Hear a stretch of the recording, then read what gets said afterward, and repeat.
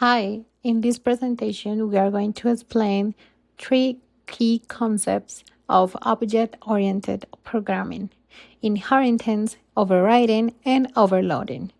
We will also show how we applied them in a university management system developed in Java. Inheritance is a fundamental pillar of object-oriented programming.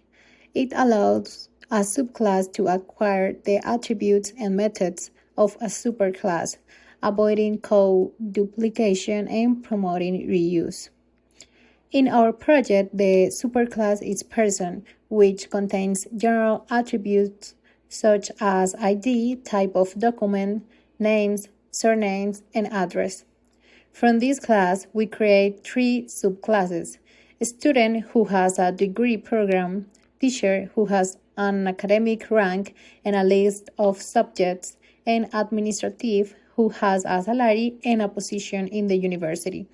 In this way, all of them share the common information from person, but each one extends it with specific characteristics. This is exactly how inheritance works. The second concept is method overriding. Overriding happens when a subclass redefines a method that already exists in the superclass, keeping the same name and parameters, but adapting in behavior. In our project, the class person has the method consultar info personal. Each subclass overrides this method to show its own information. For example, a student prints personal data plus the degree program. Teacher shows personal data plus rank and subjects, and administrative shows the position and salary.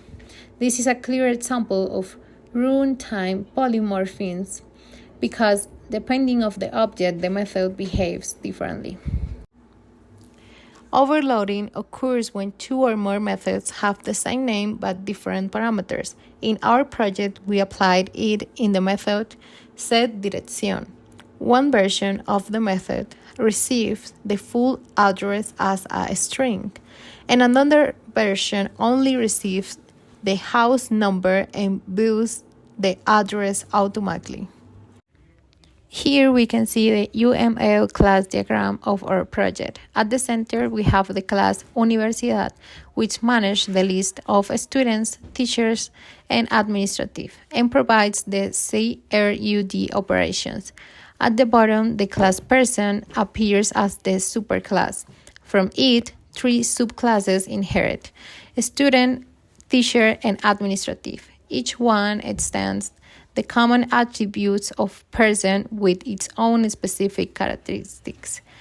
At the top, we have the class main, which contains the entry point of the program and use the methods of Universidad to interact with all the other classes.